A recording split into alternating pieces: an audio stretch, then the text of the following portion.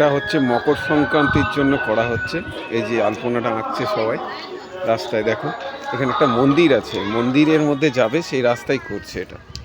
এদিকে একটা মন্দির আছে, মন্দিরের দিকে এটা বানাচ্ছে সব এক ধার থেকে বসে বসে পুরো মন্দির যাওয়ার জন্য। এই যে দেখতে, এটা আন্ধ্রাতে মকর সংক্রান্তি উপলক্ষে এটা হচ্ছে।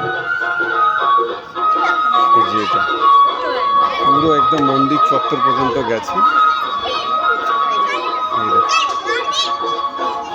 পুরো দেখতে পাওয়া যাচ্ছে বন্ধু। এখানে মকর সংক্রান্তিতে প্রচণ্ড ধুম হয়, হেভি ধুম হয়। 3-4 দিন 5 দিন ধরে এটা করা হয়। চলো 3-5 দিন ধরে এরা এখান থেকে এটা করে।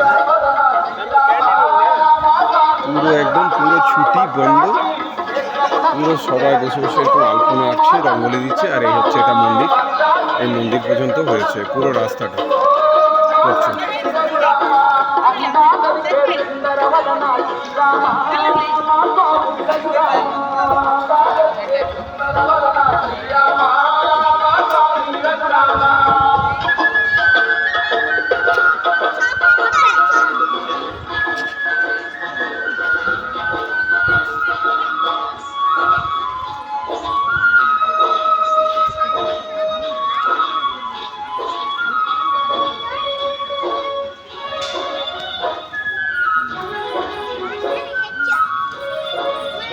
আর এখানে হচ্ছে আমার রুমের পাশে এটা হচ্ছে।